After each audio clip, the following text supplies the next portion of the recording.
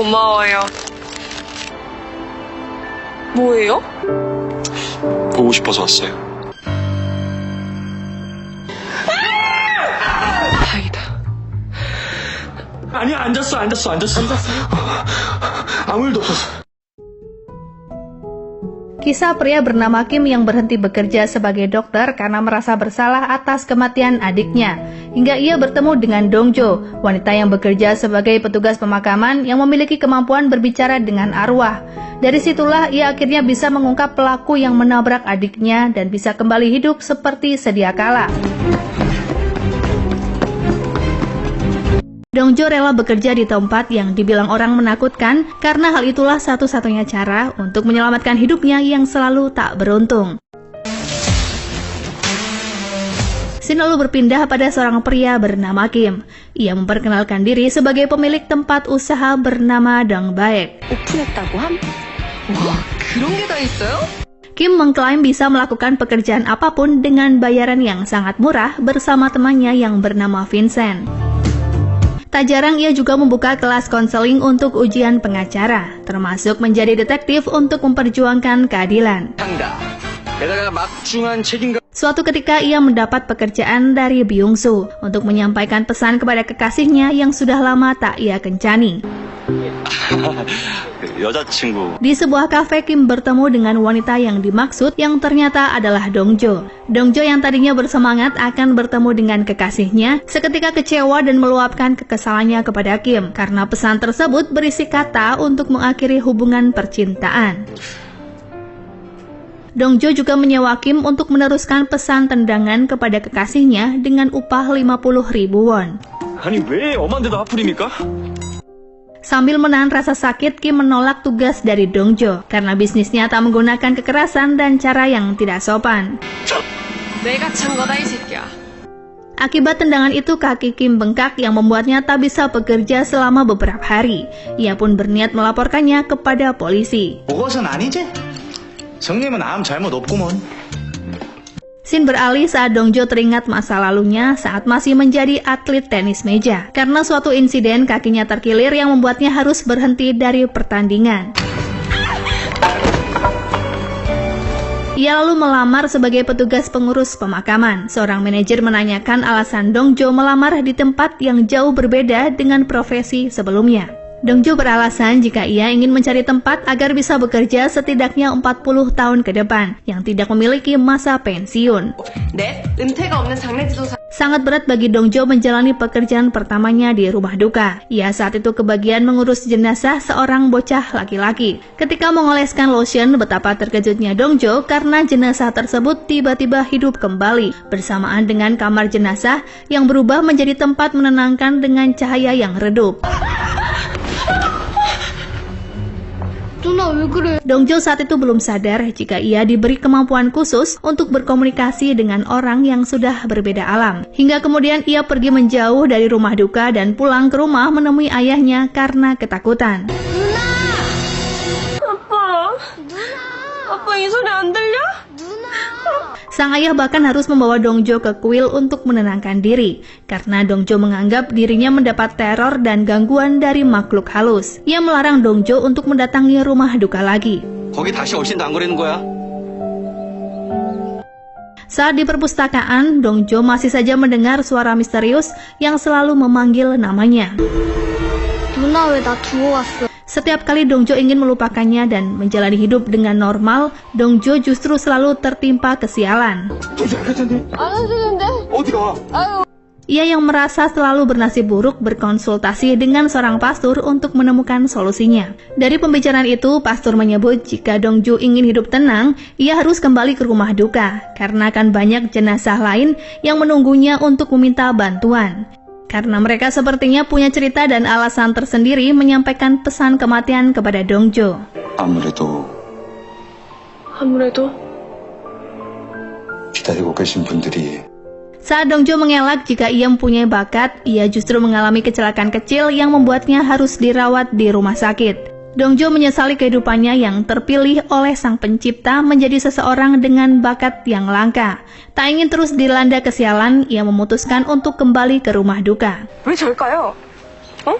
왜 하필 왜 제가 찍힌 걸까요? Hari demi hari Dongjo jalani dengan pekerjaannya itu, menguatkan diri pada situasi ketika bertemu jenazah baik pria maupun wanita. Saat berkomunikasi dengan mereka, tak jarang Dongjo terenyuh mendengar permintaan terakhir yang belum disampaikan kepada pihak keluarga. 고마워요. Suatu ketika Dongjo merias seorang nenek yang ingin terlihat cantik saat meninggal. Wanita itu adalah jenazah kelima yang Dongjo antar ke alam baka, yang berarti masih banyak jenazah yang harus ia antar. 청이 하나 있는데. Kembali ke masa saat ini, di mana setelah kematian Yonhee, Dongjo harus menunggu 15 jenazah lagi hingga nasib buruk dan kutukannya benar-benar berakhir. 약속 저버리지 말아주세요. Suatu malam, Kim menikmati makanan di kedai kecil. Melihat banyaknya kartu nama yang menawarkan jasa, Kim meletakkan kartu namanya juga atas izin pemilik kedai. 거기도 뭐 둘 거 있나요?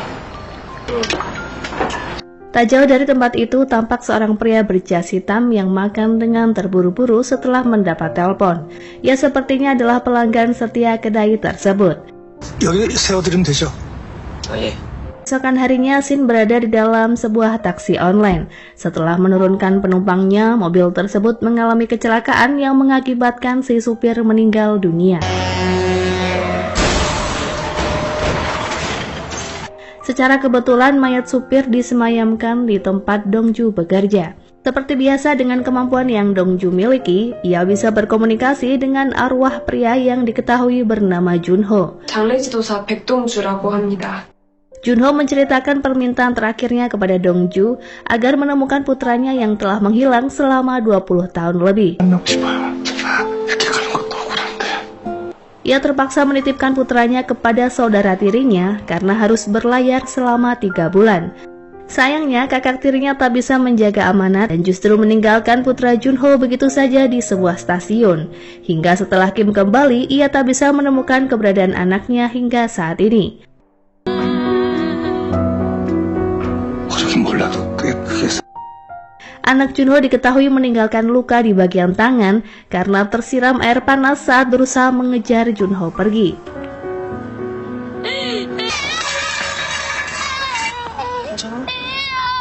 Dongju menganggap semua permintaan itu bukanlah tanggung jawabnya.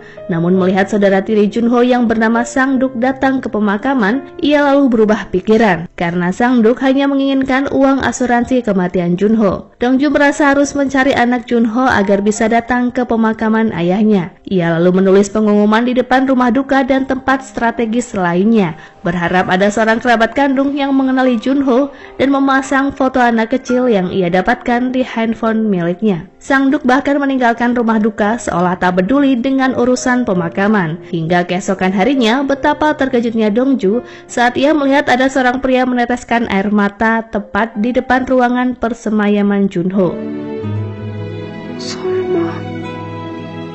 Ju yakin jika pria itu adalah putra kandung almarhum yang selama ini ia cari. Ternyata di malam sebelumnya, Kim mendapat pekerjaan untuk menjadi pelayat pengganti di pemakaman Junho atas permintaan istri Sang-duk.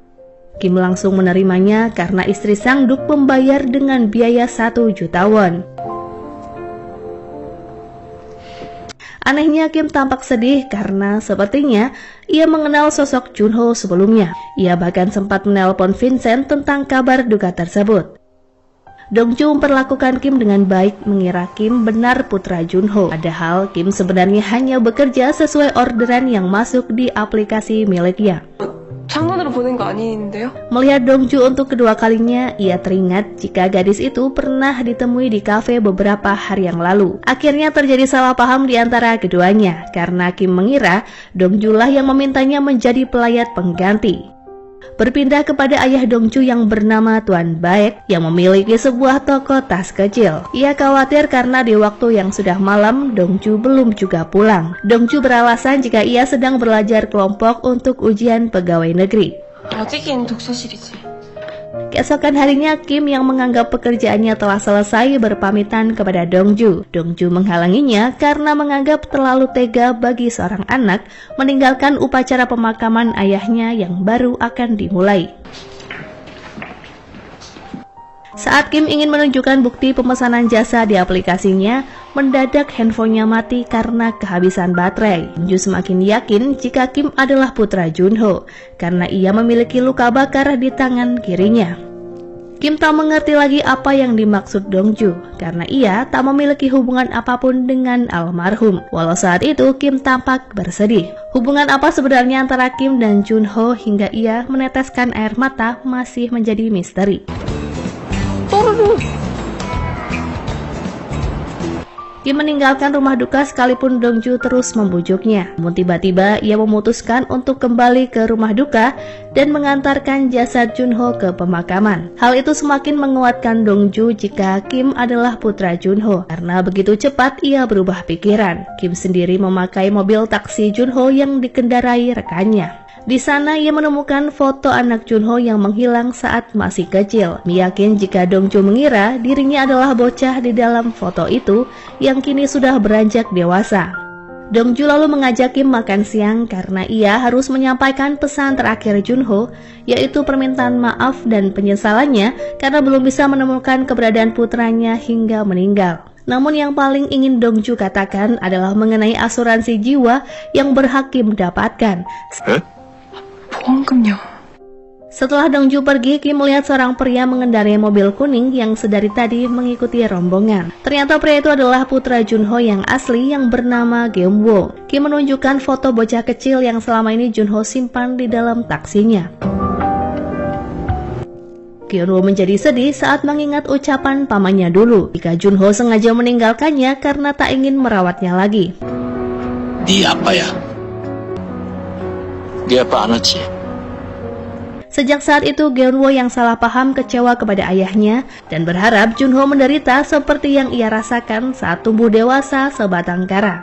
Dan ternyata Geum-woo adalah penumpang terakhir Junho yang ia antar sebelum mengalami kecelakaan tragis. Geum-woo sengaja tak ingin mengungkap jati dirinya kepada ayahnya saat di dalam taksi, karena ia benar-benar ingin melupakan pernah memiliki seorang ayah yang tidak bertanggung jawab. Walau ia sempat meneteskan air mata kalau mendengar Junho yang sangat merindukan momen makan bersama anaknya seperti dulu kala. Namun kini hanyalah penyesalan yang tertinggal karena Junho telah pergi untuk selama-lamanya.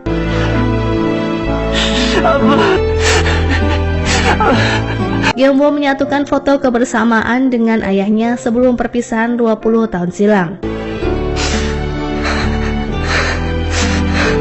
Setelah kematian Junho, kini masih ada 14 jenazah lagi yang harus Dongju antarkan. Ia sempat mengirim pesan kepada Kim jika Kim perlu melakukan tes DNA untuk mengurus uang asuransi. Kim yang sudah lelah dengan dugaan Dongju menegaskan lewat telepon jika putra Junho yang sebenarnya telah muncul. 진짜 아들 나타났습니다.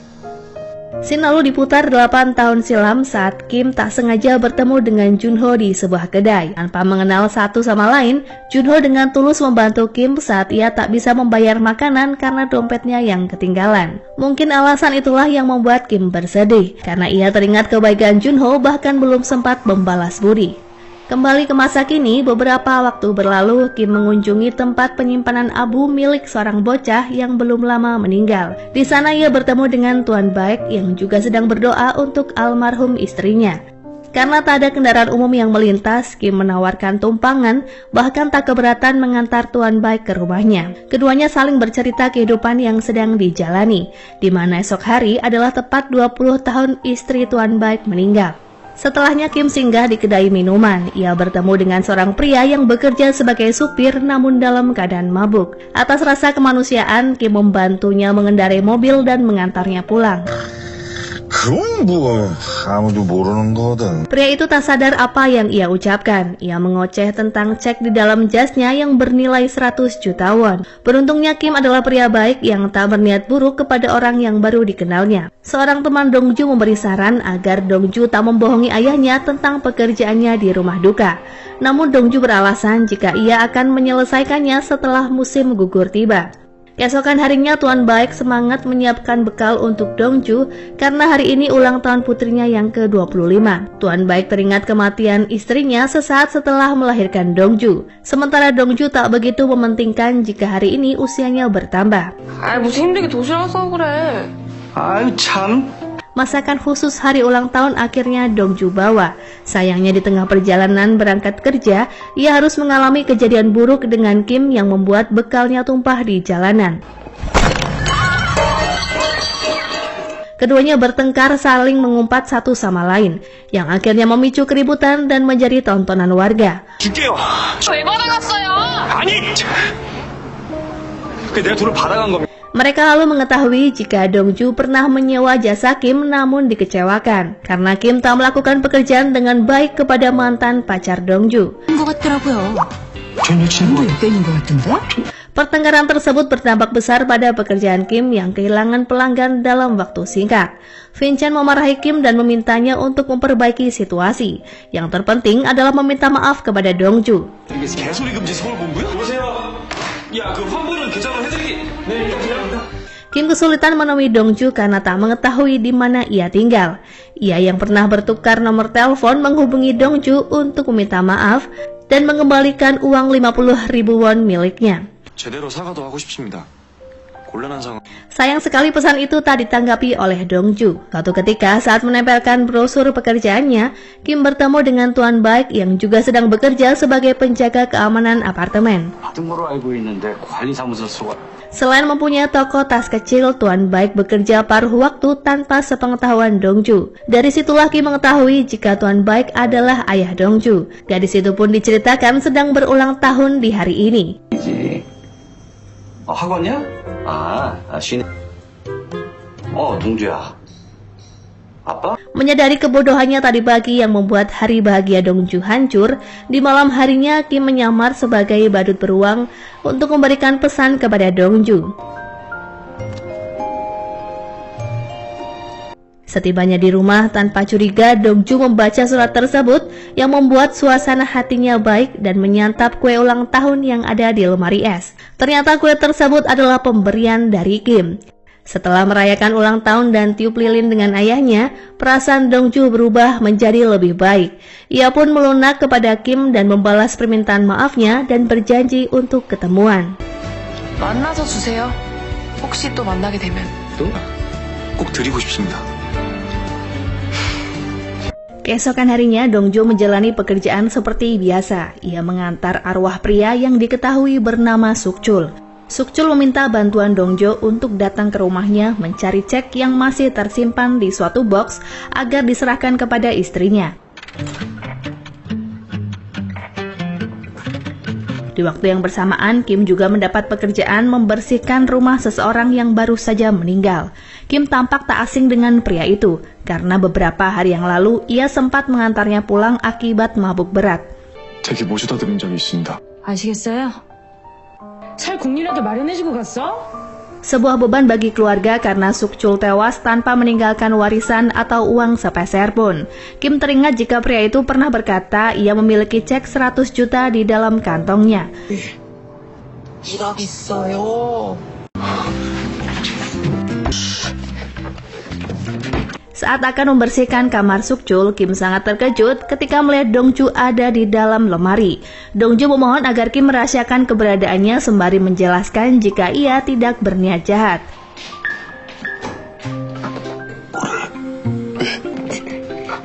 그러니까 뭐 하는 거냐고 남의 집에서 지금. Saat ada kesempatan di mana keluarga almarhum pergi keluar rumah, Dongju bercerita jika ia hanya ingin mencari kotak berwarna putih. Namun belum secara detail ia menjelaskan betapa pentingnya kotak tersebut. 지금 와이셔츠 박스 있거든요. 그 안에 1억 있대요. 같이 찾아줘요? 잘못 말한 거 아니야? Kim terlihat kesal lantaran Dongju membuat berantakan isi rumah. Ia khawatir reputasi pekerjaannya tambah hancur. 아니 진짜 사람이 왜 이래요? 네? 아니 왜 이렇게 쫓아다니면서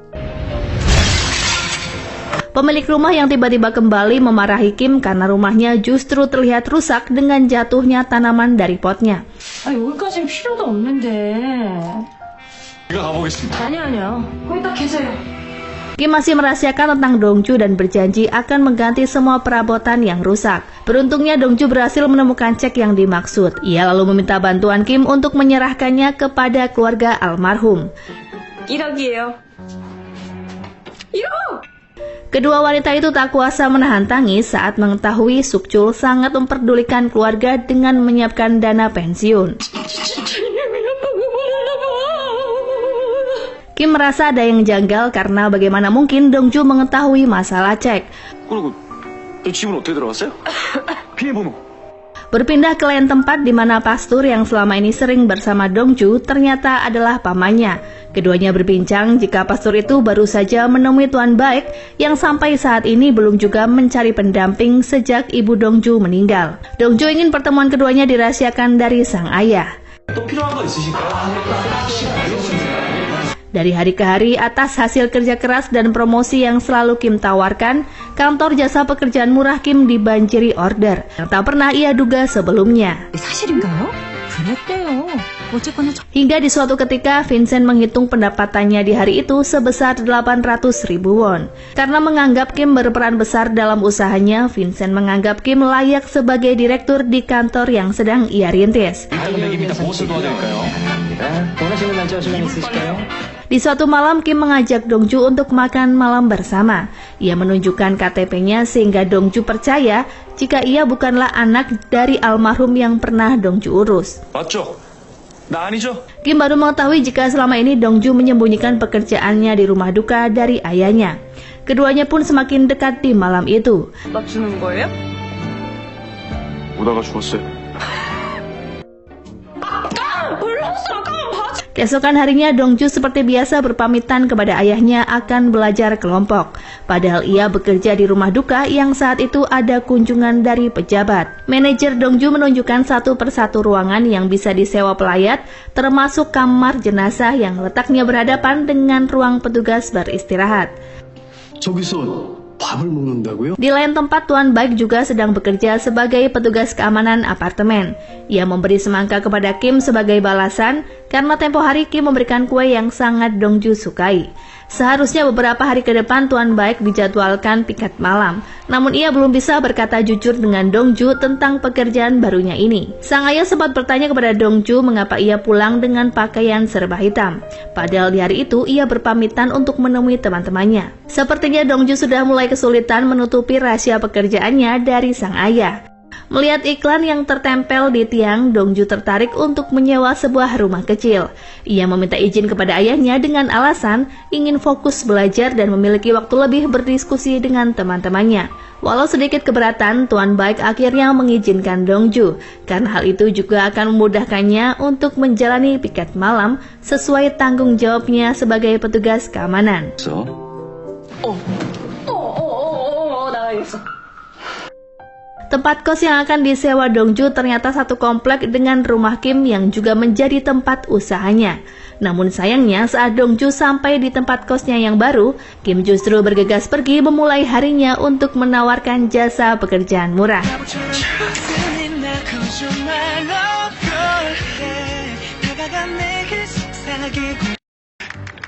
저요, 봉포. Hanya Vincent dan seorang polisi semalam yang menyapa dan membantu Dongju menaikkan barang-barangnya. Karena kecantikan dan sikap Dongju yang ramah membuat polisi tersebut jatuh cinta. Kim penasaran seperti apakah tetangga barunya, namun kenyataannya keduanya belum bisa bertemu karena berbagai kondisi yang selalu menghalangi. Beberapa waktu berlalu, Dongju mendapat tugas mengurus jenazah seorang ibu yang sedang hamil tua bernama Nyonya Gang. Nyonya Gang tewas karena dihabisi perampok yang masuk ke dalam rumahnya. Sang suami bahkan depresi karena terus menyalahkan dirinya akibat meninggalkan sang istri hanya untuk membeli buah apel. Dongju tak kuasa menahan air mata saat ia bisa berkomunikasi dengan Nyonya Gang saat menyentuhnya. 내가 죽었다고요? Nyonya Gang tampak belum bisa menerima kematiannya. Terlebih, bayi yang seharusnya lahir 2 hari lagi pun tak bisa diselamatkan. 우리 땡삼이는 한 번만 더 해주시면 안 돼요? Untuk terakhir kalinya, Nyonya Gang ingin mendengar suara suaminya sehingga meminta bantuan Dongju untuk menelponnya. 마지막으로 제발요. Bersamaan dengan itu, Kim mendapat tugas mengantar makanan kepada suami korban sebagai bentuk keprihatinan dari warga sekitar. Ia juga diminta tolong mengantar makanan untuk Dongju yang diketahui berada di sebuah ruangan di lantai bawah. 우리 애기만 좀 살려주세요. 알지도 못한다고 투정 부린 거. Akibat peristiwa tersebut, Dongju melewatkan kalimat terakhir yang akan Nyonya Gang sampaikan. Karena tiba-tiba suasana kamar kembali seperti semula. Nyonya Gang hanya khawatir suaminya akan mengakhiri hidup di suatu tempat yang masih menjadi teka-teki. 나 따라 죽으려고 할 거예요. Karena tak ingin terjadi salah paham, Dongju menjelaskan kepada Kim jika ia memang bisa berkomunikasi dengan arwah. 그냥 또라이네. Kim yang tak percaya hal itu lalu meninggalkannya karena ketakutan dan menganggap Dongju kurang waras. 그 오해할 만한데 그런 거 진짜 아니에요. 저기요. 아니. 저기요. Sementara kondisi suami Nyonya Gang masih depresi, ia tak mau makan hingga keadaannya mulai melemah. Padahal dijadwalkan esok hari adalah upacara penutupan peti jenazah. 조금이라도 드셨으면 좋겠어요. Tak mendapatkan dukungan dari keluarga terdekat karena yatim piatu, suami Nyonya Gang memutuskan untuk meninggalkan rumah duka. Dongju dan manajernya pun dibuat panik dengan menghilangnya pria itu. 빨리 찾아오랍니다. Setelah 10 jam, suami Nyonya Gang belum juga kembali, hingga pihak rumah duka terpaksa menunda upacara penutupan. 나 따라 죽으려고 할 거예요. Dongju lalu pulang ke kosnya. Ia disapa oleh Vincent yang kemudian memperkenalkannya kepada Kim. 조카요? 예. 조카가 좀 크죠? Vincent tak menyangka jika keduanya telah mengenal satu sama lain, karena peristiwa di rumah duka membuat Dongju dan Kim merasa tak nyaman. 내 손이 끔찍한 걸. 악선 한번 하자. 응? 엠마, 왜? Dongju bahkan memilih untuk pindah dari kosnya karena tak ingin bertetangga dengan Kim. Ia lalu menemui pastor di gereja sembari berdoa agar diberi petunjuk tentang kemanakah suami Nyonya Gang pergi. 다리를 얘기하신 걸까요? 왜요? 똥싸움 자리가 왜요? Dongju lalu memeriksa rumah pasangan itu, namun ia justru dicurigai oleh tetangga sekitar. 그냥 지나가다가 Seorang polisi bernama Hae-an mengajaknya berbicara tentang pekerjaan yang Dongju geluti saat ini. 동주씨 겁도 없어 불어요. Hae-an melarang Dongju mendatangi area yang berbahaya itu. Terlebih pihak kepolisian juga belum menemukan petunjuk. Dongju masih kepikiran tentang kalimat yang pernah diucapkan Nyonya Gang. 우리 남편 나 따라 죽으려고 할 거예요. Saat makan di sebuah kedai, ia tak sengaja melihat Kim. Kim yang masih kesal tentu saja mengabaikan Dongju. 저기요. 봐요. Dongju kembali menjelaskan jika ia tidak gila, namun memang benar diberi kemampuan untuk menyampaikan pesan arwah. 믿든 말든 뭐 미친년이라고 생각하든 말든 뭐 난 상관없는데. Ia justru balik menyalahkan Kim karena kedatangannya tempo hari justru menggagalkan pesan yang ingin Nyonya Gang ucapkan. 못 들었다고. 제일 중요한 걸 상주님 찾을 수 있었다고. 열었어도 내가 그 다음 말을 들을 수 있었다고. 그러면 Dongju menyimpulkan justru Kimlah yang selalu mengikutinya. Dongju lalu memutuskan untuk tinggal sementara di klub tenis meja milik teman-temannya. 쫓겨났다고 집주인한테. 왜 갑자기? Melihat Dongju yang begitu gelisah bahkan sulit tidur, teman-temannya memberi saran jika sebaiknya Dongju berkata jujur kepada sang ayah tentang pekerjaannya saat ini. Ia pun menelpon ayahnya yang saat itu juga tengah dinas malam di tempat kantornya bekerja. Keduanya pun saling berbohong tentang keadaannya yang sedang dihadapi. 네. 우리 동네 특공대님 흉흉해서. 잘 잠갔지? 아빠는. Hari kedua suami Nyonya Gang menghilang, padahal sudah ratusan polisi menyisiri setiap sungai yang ada di kota tersebut. Kim sempat mendapat pesan tentang ditemukannya seorang mayat di bawah jembatan. Beruntungnya saat akan memastikannya, ternyata mayat tersebut bukanlah suami Nyonya Gang.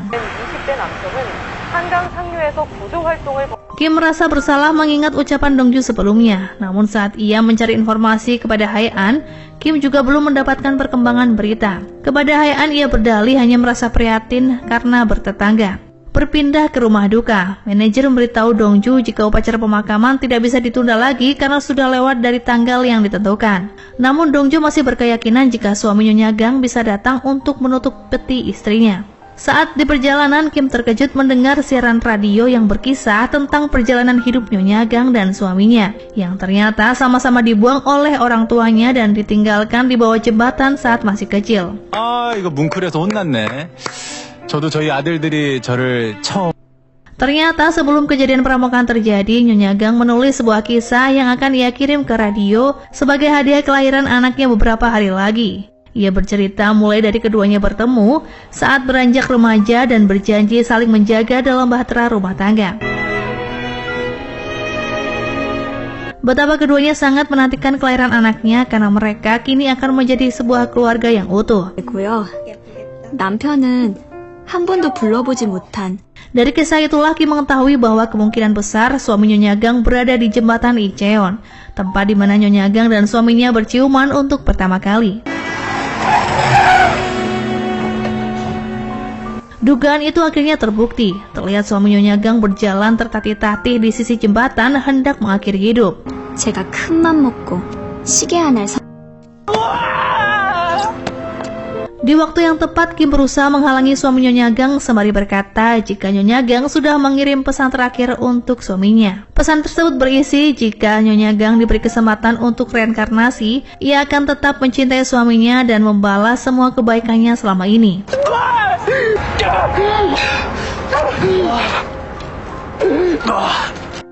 Ternyata Dongju yang memohon kepada penyiar radio agar membacakan kisah Nyonya Gang tepat di hari seharusnya putranya dilahirkan, berharap suaminya mendengar dan mengurungkan niatannya untuk mengakhiri hidup.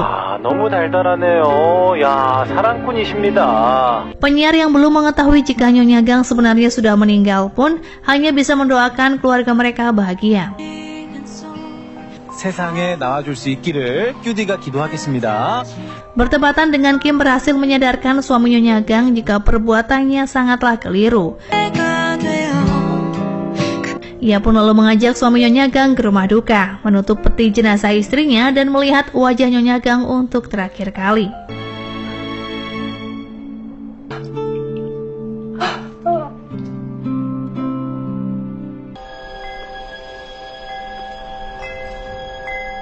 Di suatu malam, Kim teringat kepada bocah laki-laki bernama Junho. Ia merasa bersalah menjadi penyebab kematian Junho setelah gagal menyelamatkannya ketika mengalami kecelakaan.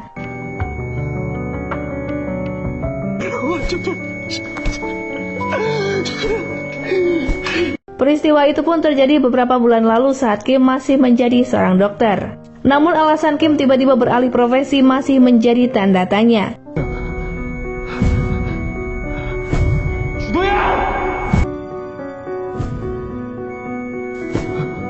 Di kosnya yang baru, Dongju memandangi sebuah cincin yang ia dapatkan di pasar tak jauh dari rumahnya. Yang ternyata cincin tersebut adalah milik Junho. 3 bulan yang lalu saat Dongju bekerja, Junho memohon kepada Dongju untuk menemukan cincin yang ia tinggalkan di tempat tersebut. 반지 두고 왔는데?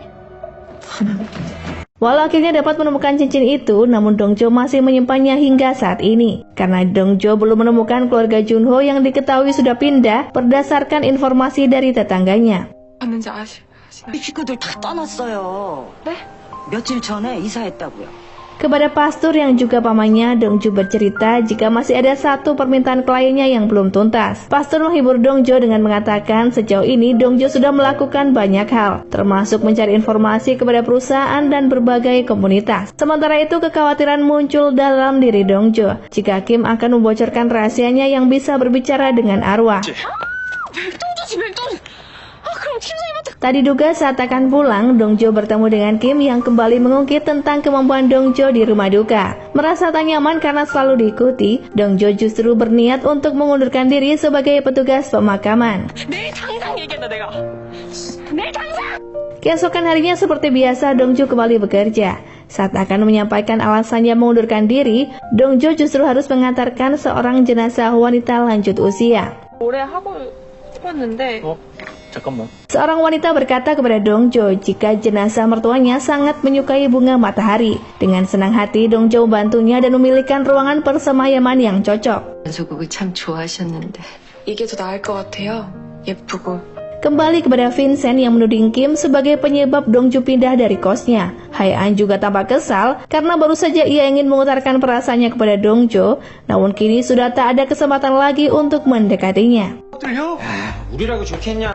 Saat bekerja di sewa pekerjaan murahnya, Kim kembali dipertemukan dengan Tuan Baek yang saat itu sedang memfoto bunga bermekaran. Ia berujar akan mengirimkan foto tersebut kepada anaknya yang saat ini sedang mengikuti bimbingan tes di sebuah daerah bernama Noryangjin. 보내주려고. 한숨 돌리고 공부하면 좋으니까요. 공무원 준비한다는. Tak diduga Dongju justru melihat Kim berbincang dengan manajernya di depan rumah duka. Ia menduga Kim akan membocorkan rahasia kemampuannya itu kepada manajer. 얘기하세요. 제가 내가 얘기한다고 했잖아요. Dongjo lalu menulis surat pengunduran diri di kantor sebelum Kim mengoceh lebih banyak. 내가 지한테 뭘 그렇게 잘못했다. 어떻게 하는 거야? 진짜 이해가 안 돼. Di lain tempat, ternyata Kim sudah memberitahu manajer Ilsop agar mengabaikan surat pengunduran diri Dongjo karena telah terjadi kesalahpahaman di antara keduanya. Manajer Ilsop memberi saran kepada Kim jika sebaiknya ia meminta maaf langsung kepada Dongjo dengan tulus. 둘이 무슨 일인데 그래요? Kim lalu mencari Dongjo di kosnya yang baru, namun tempat itu terlihat sepi. Ditambah lagi handphone milik Dongjo yang sedang tidak aktif.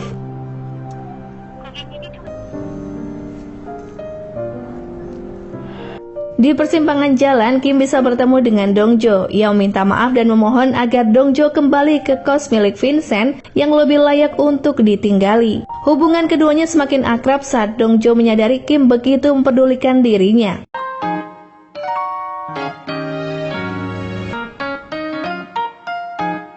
Setibanya di depan kos Vincent, Dongjo baru mengetahui jika Kim berperan besar dalam menyelamatkan nyawa suami Nyonya Gang yang saat itu akan mengakhiri hidup. 그래서 인천대교도 갔었고요. Kim lalu menunjukkan perhatiannya kepada Dongjo dengan memberinya makanan hangat. Sementara ia juga menikmati makanan yang sama di dalam kamarnya sendiri.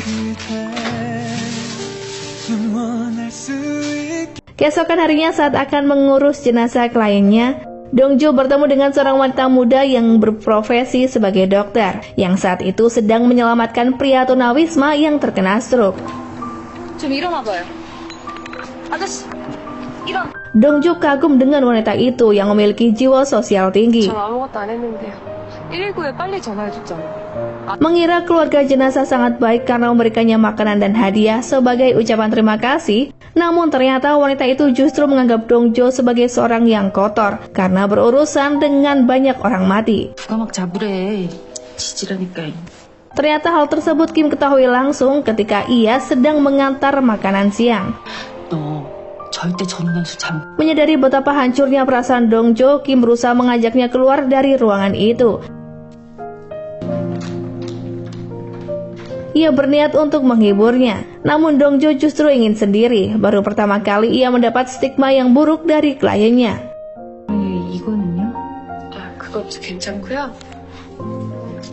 Di hari setelah upacara pemakaman selesai, Dongjo masih kesal karena mendapat penghinaan dari keluarga kliennya itu. Kim ternyata sudah menunggunya di depan rumah duka dan ingin mengantar Dongjo pulang sekaligus mentraktirnya makan. Ia menyemangati Dongjo sembari menyebut jika pekerjaannya saat ini sangatlah luar biasa. 멋있다고요? 부럽고 사과만 남편분도 무사. Keduanya pun tak hanya sekedar makan tapi juga menenggak alkohol hingga Dongjo tak sanggup untuk berjalan pulang. 반말이야 반말이? 아유 아! 25살이랑 나 진짜.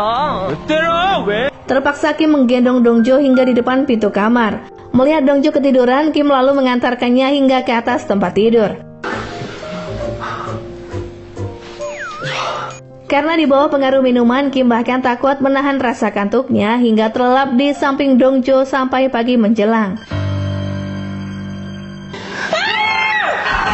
Dongjo yang panik seketika berteriak, menanyakan apakah semalam keduanya melakukan hal di luar batas. Kim menjamin jika semalam tak terjadi hal apapun. 여기 어디예요?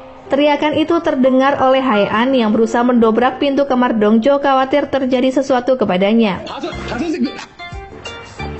아무 일도 없어요. 아니 이게 무슨 시방 나가 저 꽥소리를 들었는데. 들어봐요 나 옆집 서해안이에요 서해안. 어? Segera Kim keluar dari kamar Dongjo, namun ia pun terpaksa mengurungkan niatannya itu, lantaran Vincent terus menelponnya karena semalam tak pulang. 향복이 삼촌이 누구요? Vincent lalu menghukum keponakannya untuk membersihkan tempat tinggalnya. 어디서 뭐하다 집에 안 기어 들어왔냐고. Sementara itu, Dongjo mulai tertarik kepada Kim karena selain tampan, ia juga memiliki sisi kepedulian yang tinggi. Suatu ketika Dongjo mendapat telepon dari ayahnya yang sangat khawatir dengan keadaan Dongjo mengingat ia tak pulang di waktu yang sudah dijanjikan. 지금? 알았어. Mendengar ayahnya akan datang ke tempat bimbingan belajar, Dongjo meminta bantuan Kim untuk membawa pakaian ganti dan bertemu di tempat yang dimaksud. 비번 124요. 124. 노란색으로 집 빨리요. Beruntungnya Dongju langsung melihat keberadaan ayahnya yang sudah lebih dulu di tempat bimbingan. Tak lama kemudian disusul dengan Kim yang membawa pakaian ganti untuk Dongjo. Dongju tak ingin ayahnya melihatnya dengan pakaian serba hitam. Saat di toilet, Tuan Baik justru memergoki keduanya bersama dan mengira keduanya memiliki hubungan. Kim mengatakan jika ia mengikuti bimbel yang sama di tempat Dongjo belajar. 안녕하셨어요? 액자씨가 하도 안 나와서 화장실 가려고 좀... Mereka pun melanjutkan obrolan di restoran. Kim sangat canggung karena ia harus menutupi profesi Dongjo sebagai petugas pemakaman di depan ayahnya. Namun Kim sekaligus juga harus menutupi kehidupan sehari-hari Tuan Baik sebagai penjaga keamanan. 전화해봐야겠다. 웬 관리소장? Ia bahkan membantu Tuan Baik yang tampak kebingungan ketika mendapat telepon dari rekan sekantornya saat itu. Berkat Kim, Tuan Baik tak menaruh kecurigaan apapun kepada Dongjo. Ia lalu pergi dan berpesan agar Dongjo menjaga diri baik-baik. Dongjo lega karena rahasianya masih tersimpan rapat.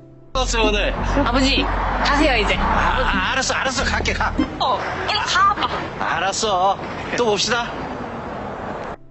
Saat keduanya pulang, di dalam bis Kim bertanya mengenai alasan Dongjo memilih pekerjaan sebagai petugas pemakaman. Kim sendiri mengaku jika sebelumnya ia pernah bekerja sebagai anggota militer. Tampaknya Kim ingin menyembunyikan pekerjaannya sebagai dokter di depan Dongjo.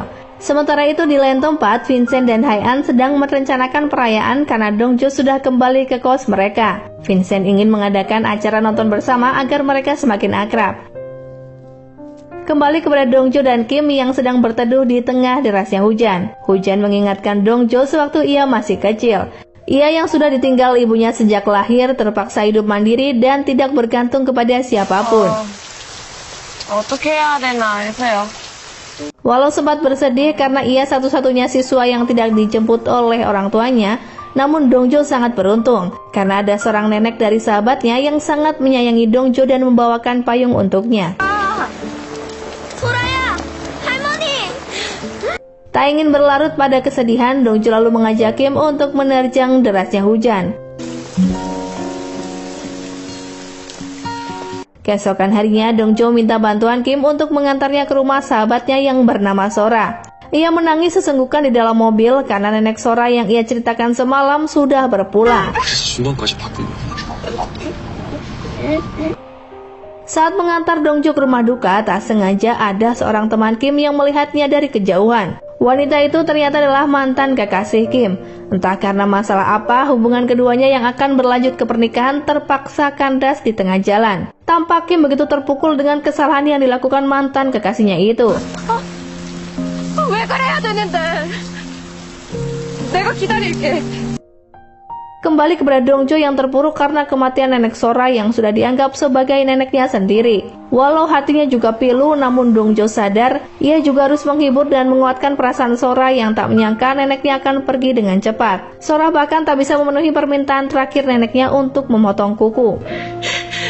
손톱 깎아달라고 했는데.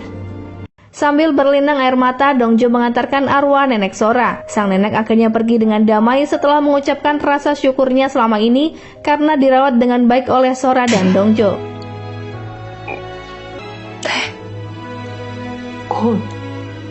Walaupun bukan cucu kandungnya, Dongjo merasa beruntung karena nenek Sora tak henti-hentinya menunjukkan kasih sayangnya sebagai pengganti sang ibu. Nenek Sora memohon kepada Dongjo untuk menyampaikan pesan terakhirnya kepada Sora dan berharap ia segera menemukan pendamping hidup.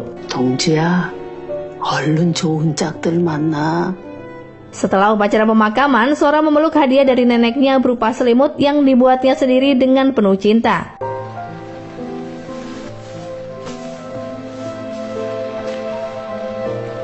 Beberapa hari setelah masa berduka usai, Dongjo dan Kim berada di bioskop untuk berjanji temu dengan Vincent dan Haian. Namun sayangnya keduanya justru tak bisa datang karena ada urusan mendadak. Hingga akhirnya Kim dan Dongjo memutuskan untuk tetap bersenang-senang. Keduanya pun bermain mesin capit dan game lainnya. 제발. 안 되겠다. 수비를 해야지. 안 봐줍니다. 잘하고 있어요? Tak terasa malam pun tiba. Dongju dan Kim pulang dalam keadaan basah kuyup karena menerjang hujan.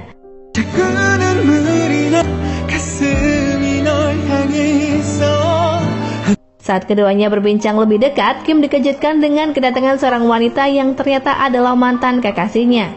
Wanita itu juga sempat mengenali Dongjo karena sebelumnya pernah bertemu ketika menolong tunawisma. Dongju pun penasaran hubungan apakah antara Kim dengan wanita yang diketahui bernama Chung-ha. 저는 먼저 가볼게요. Sembari mengenang masa lalu keduanya, Chung-ha sepertinya masih mengharapkan Kim untuk kembali dan melupakan semua hal yang menyakitkan yang membuatnya berpisah. 한 잔은 얼음. 더 필요한 거야? Karena Kim masih bersikap dingin dan tidak mengharapkan kehadirannya lagi, Chung-ha pun akhirnya pergi dari kantor Kim dengan perasaan hampa. Merasa khawatir dengan keadaan keponakannya, Pastur mencari di mana alamat Dongju tinggal. Ia pun lega karena ternyata Dongju mengekos di kantor sewa pekerjaan murah milik Vincent yang sudah pernah ia kenal. 신부님! 아이고, 형제님! Setelah berdoa bersama, Pastur mempercayakan Kim untuk menjaga Dongju dengan baik karena mengira keduanya berpacaran. 우리 동주가 좋은 이웃 만난 것 같아서 마음도 좀 놓이고. Kim lalu mengajak Dongjo untuk makan siang bersama setelah pekerjaannya selesai. Ia juga membantu Dongjo untuk mengganti kode pintu masuk ke kamar kosnya. 할 말이 먹는 얘기밖에 없나? 그래서 갈 겁니까? 안 갈 겁니까? Dongjo lalu bertanya siapakah wanita yang menemui Kim semalam. Kim bercerita jika Chung-ha adalah cinta pertamanya yang bertemu Kim semasa kuliah. 첫사랑! Kim mendapat pesan dari Tuan Baik yang memintanya datang ke toko. Tuan Baik ingin membalas budi kebaikan Kim dengan memberikan sebuah tas, karena Kim sebelumnya membantunya menutupi pekerjaan sebagai petugas keamanan di depan Dongjo. 나이 10년은 감수. 10년이 뭐야? Dongjo yang awalnya bersemangat akan makan siang dengan Kim mendadak kecewa setelah mengingat ucapan Kim tentang cinta pertamanya. Chung-ha sendiri terlihat bertemu dengan ibunya yang juga berprofesi sebagai dokter. Ibu Chung-ha berniat menjodohkan anaknya dengan seorang pengusaha sukses agar Chung-ha bisa melupakan Kim yang sudah meninggalkannya begitu saja. 왜 붙잡고 앉았어? 네가 뭐가 아쉬워서? Karena Kim sulit ditemui, Chung-ha berinisiatif untuk mengajaknya makan siang lewat aplikasi pekerjaan sewa murahnya. Kim tentu saja tidak bisa menolak permintaan makan siang kliennya itu karena tak ingin membuat rating perusahaannya turun. Ia pun terpaksa membatalkan janjinya dengan Dongju. Walau sedikit kesal setelah mendapat telepon dari Kim, Dongju memilih untuk kembali ke kosnya. Di tengah perjalanan, ia justru melihat Kim bersama Chung-ha di restoran. Kim sendiri sangat terkejut karena ternyata seseorang yang menyewanya adalah Chung-ha. Ia meminta Chung-ha untuk tidak menemuinya lagi berkedok sewa pekerjaan murah. 너 앞으로 절대 이러지 마. Dongju pun salah paham mengira Kim dan Chung-ha sedang berkencan.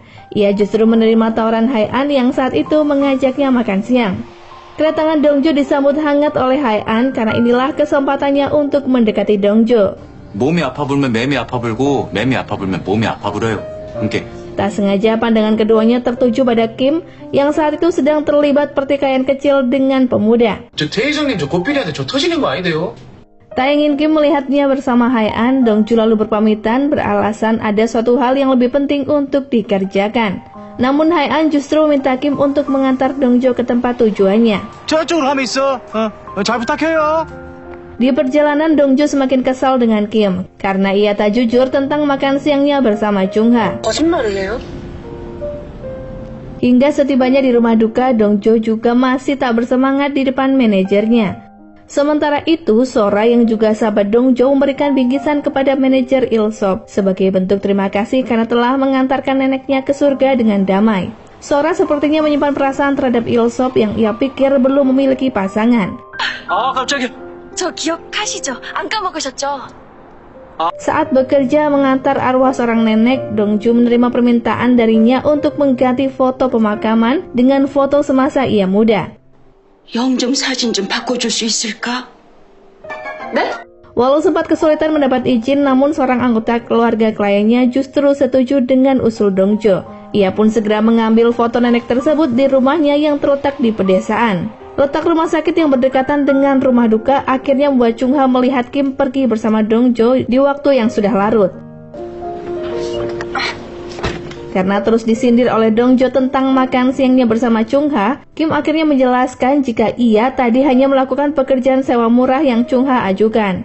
뭘 봐요? 점심 먹는 거. 그런 거 하나도 없어요. 진짜. Kim tak ingin Dong Jo terus salah paham terhadapnya, hingga keduanya pun akhirnya berbaikan. 나 밥 안 먹었어요. Singkat cerita, setelah mendapat foto yang dimaksud, Kim dan Dong Jo memutuskan untuk kembali ke Seoul. Namun sialnya, mobil yang keduanya tumpangi justru terguling di tengah jalan karena Kim mengabaikan jalanan berlubang. 이쪽으로 가야 될 것 같은데.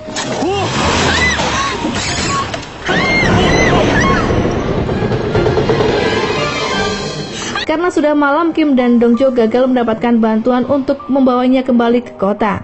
Kim menggendong Dong Jo karena gadis itu mengalami luka memar di bagian kaki. 뻥? 무슨 뻥을 칩니까? 내가 나이가 몇인데 지금. 에? 걱정하지 마요. 응? 먹고라도 갈 거니까. Keduanya pun terpaksa menginap di rumah klien atas izin pemiliknya. Saat itulah Kim mengatakan jika sebenarnya ia pernah bekerja sebagai dokter saat membantu membalut kaki Dong Jo yang terkilir. Walau sedikit canggung karena harus menginap di satu kamar, namun akhirnya keduanya terlelap hingga keesokan harinya. 아이고, 얼른 자요. 좀 자야 내일 운전. 여기세요? 어떻게 그래요? 동주 씨가 여기서 Dong Jo baru mengetahui jika selama ini Kim sangat kesepian dan membutuhkan seseorang untuk sekedar mendengarkan keluh kesahnya. 있는 여자한테 괜히 다 털어놨다가. Setelah berjam-jam lamanya, keduanya tiba di Seoul setelah Kim berhasil memperbaiki mobilnya yang rusak. 빨리빨리 해야지. 백봉주한테 한 소리 안 들리면. 아니, 언제 일어나가지고 차까지 고쳤대? Sementara Chung Ha terus mengorek informasi dari Vincent kemanakah Kim pergi semalam. 원래 이게 내가 가야 됐었는데 자기가 굳이 가겠다고 해서 잘 지내? Berkat bantuan Dong Jo, proses pemakaman kliennya saat itu berjalan dengan lancar. Di malam harinya, Dong Jo datang ke kantor Kim untuk mengobrol sembari menikmati makaron. Namun keduanya dikejutkan dengan kedatangan Chung Ha. 내가 죽일까? 내가 죽일게. 커피는 다음에 마셔요. Dong Jo memilih untuk meninggalkan tempat tersebut setelah mengetahui Chung Ha sedang marah ketika membahas suatu masalah yang berkaitan dengan masa lalunya bersama Kim. 죽일까? Setelah Dong Jo pergi, barulah Chung Ha menyadari jika ada orang lain yang mendengar perbincangan itu. Chung Ha terdengar membahas perubahan sikap Kim yang masih saja merasa bersalah atas kematian adiknya yang bernama Junho. 거짓말이 전부 다 없었던 일 되는 거면. Scene lalu diputar saat kejadian tragis di malam itu. Sepertinya ini ada hubungannya dengan permintaan Junho kepada Dong Jo mengenai sebuah cincin. Kembali kepada Chung Ha yang meninggalkan kantor sewa pekerjaan murah sembari menitikan air mata. 아니에요. 저기 동주 씨. Keesokan harinya, Kim bertemu dengan Dong Jo saat gadis itu hendak berolahraga. Kim meminta maaf karena acara semalam makan makaron terpaksa batal karena kedatangan Chung Ha. 운동 가요. 운동 좀 하려고요. Sementara itu, perasaan berbunga-bunga masih Sora rasakan karena ia terus memikirkan manajer Ilsop yang ia yakini adalah jodohnya kelak. Ia mulai mencari tahu mengenai asal-usul Ilsop dari Dong Jo. 이 성당은 Vincent mengajak Kim ke gereja karena Kim terlihat sedang ada masalah dan seharusnya lebih banyak berdoa meminta ketenangan. 이것에 와달라. 어쩌라고. Kebetulan sekali Dong Jo juga sedang berada di gereja yang sama sedang menemui pamannya. Keduanya berbincang tentang pekerjaan Dong Jo di mana masih tersisa 9 jenazah lagi yang harus Dong Jo antar. Dong Jo sekaligus meminta pendapat pamannya tentang arti cinta pertama seorang pria. Sepertinya Dong Jo masih kepikiran dan cemburu karena Chung Ha adalah cinta pertama Kim. Pastor memberi masukan kepada Dong Jo jika Kim sebenarnya pria yang baik untuk Dong Jo. Walau saat itu Dong Jo terlihat meragukannya. 미혼이시죠? Ternyata Pastor dan Vincent sudah mengatur agar mereka berempat bisa makan siang di kafe sekitar gereja. 뭡니까? 세 그릇도 가능한. 너무 반갑습니다. Setelah makan dan akan berpamitan, pandangan Vincent tertuju pada beberapa anak yang mengikuti kegiatan di gereja selepas pulang sekolah. Ada satu bocah bernama Joseph yang terlihat kurang bersemangat. Selidik punya selidik, Joseph sudah kehilangan sang ayah dan tak mendapatkan perhatian dari ibunya yang sepanjang hari harus bekerja. Kisah itu pun seketika mengingatkan Dongjo pada perjalanan hidupnya sendiri yang sudah kehilangan ibu sejak masih bayi.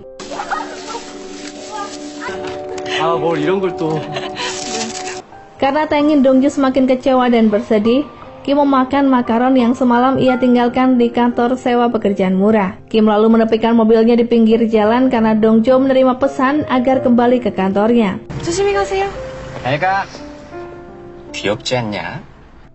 Beralih pada Sora yang kesal dengan seorang pria yang terlihat memaki Ilsop di tempat umum. Ia tak terima jika pria yang sedang ditaksir dipermalukan tanpa alasan yang jelas. 난 아저씨인 줄 알았어요. 목소리 큰 게 똑같아서.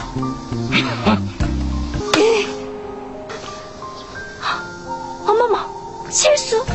Karena sempat curiga jika Ilsop sudah memiliki kekasih, Sora kembali menanyakan hal tersebut kepada Dongjo. 저는 백동주입니다. Setibanya Dongjo di depan rumah duka, ia dihampiri oleh Chungha yang juga ingin meminta maaf atas kejadian semalam. Secara tidak langsung, Chua menjelaskan jika dulu ia dan Kim berpacaran, dan saat ini ingin memperbaiki hubungannya lagi. 우리가 사정이 좀 있거든요. Keberadaan Dongjo di sisi Kim sepertinya mulai membuat Chungha cemas, karena Dongjo adalah gadis yang hangat dan ramah, idaman kebanyakan pria. Kim kembali terenyuh mendengar kisah Joseph dari Tuan Baik. Ia membayangkan jika adiknya masih hidup pasti seumuran dengan Joseph. Dari laporan petugas gereja, pastor mengetahui jika beberapa minggu terakhir, Joseph tidak meninggalkan catatan harapan di kertas yang ia bagikan. Pastor menduga Joseph kini tak percaya lagi kepada Tuhan karena keinginannya selama ini tak pernah dikabulkan. Pastor lalu berjanji kepada Joseph akan mengabulkan satu keinginan Joseph yang ternyata ingin melihat indahnya bintang dengan jelas. 신부님이 하나 들어주고 싶은데 1박 2일 동안 잘해보자, 우리 둘이. Karena tak bisa melakukannya seorang diri, pastor berinisiatif meminta bantuan sewa pekerjaan murah dan juga melibatkan Dongjo. Ia berharap Dongjo bisa menghibur Joseph sekaligus bersenang-senang bersama Kim. 동주야.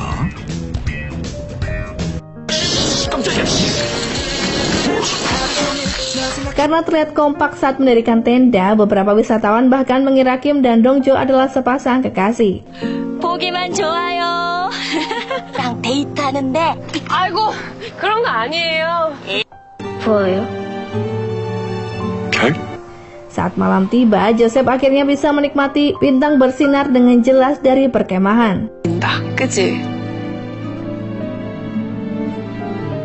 Sudah lama ia mendambakan momen tersebut untuk menghilangkan rasa kerinduan kepada sang ayah yang sudah tiada. Ia selalu teringat pesan ibunya yang berkata jika ayahnya akan mengawasi keluarga mereka sebagai bintang. 오빠가 별이 됐대요.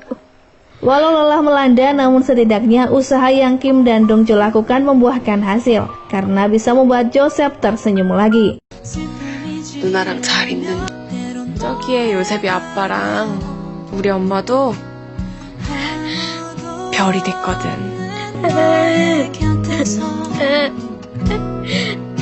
Cara Kim memperlakukan anak kecil bahkan bisa memahami kebiasaan mereka membuat Dongjo takjub. Ia pun bertanya dari manakah Kim mempelajari itu semua. Kim tak bisa lagi menutupi kesedihan di depan Dongjo saat bercerita jika Kim sebenarnya mempunyai seorang adik laki-laki yang sangat ia sayangi. 알려주세요. Junho saat itu mengalami kecelakaan ketika menemui Kim di pasar dekat rumahnya. Kecelakaan yang menimpa di Kim disaksikan oleh Hai-an yang saat itu sedang piket malam. Beberapa hari sebelum mengalami kecelakaan, Junho menanyakan sebuah cincin yang akan Kim berikan kepada Chungha untuk melamarnya. Sayangnya saat akan berkencan dengan Chungha, Kim baru tersadar jika cincin itu ketinggalan di rumahnya. Kim lalu meminta bantuan Junho untuk membawa cincin tersebut. Kebetulan Junho memang ingin mengunjungi tempat yang sama melihat bintang lebih jelas. Karena Kim tak mengangkat telepon dari Junho, ia pun memutuskan untuk menyusul Kim ke rumah sakit walau saat itu dalam keadaan hujan. Malang tak dapat ditolak, Junho meregang nyawa karena kecelakaan. Ia segera dibawa ke rumah sakit tempat Kim bekerja.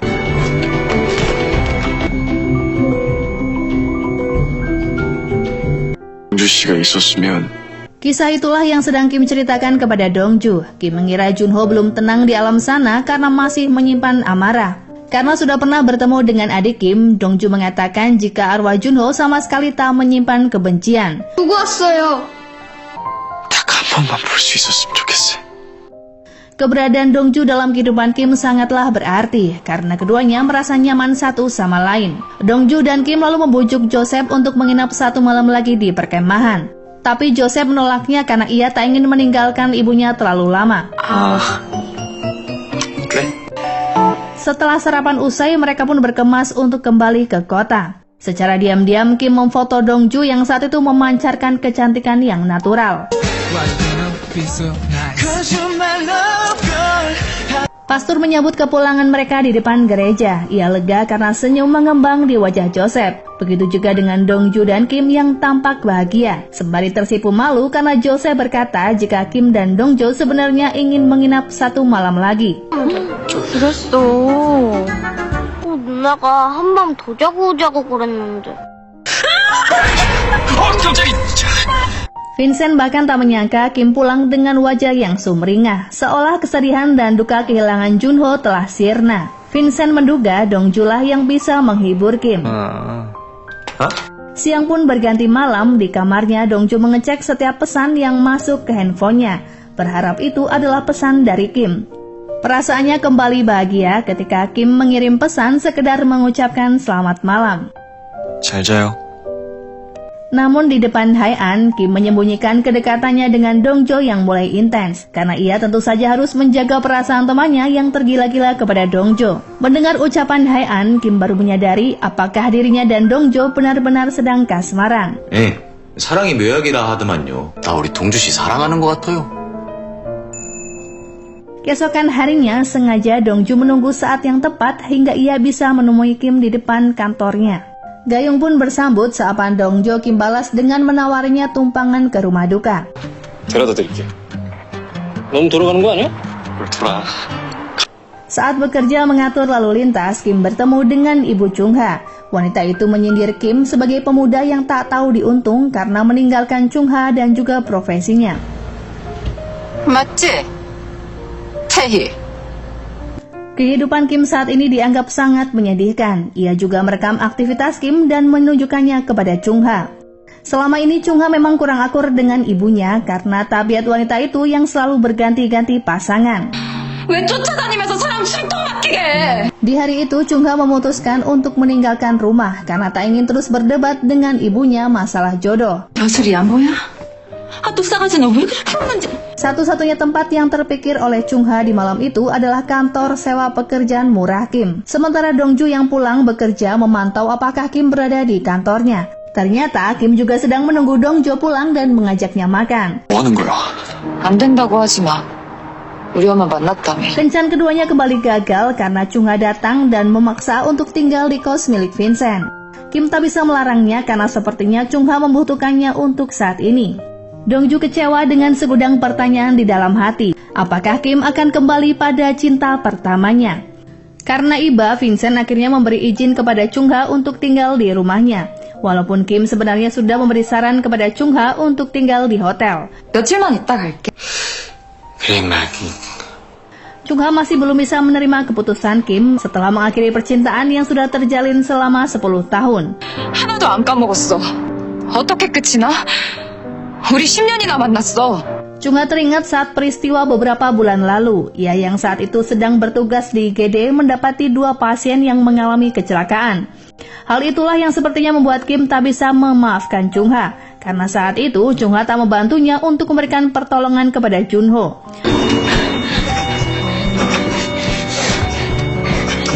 Chung-ha baru menyadari jika pasien yang menjadi korban kecelakaan itu adalah adik Kim.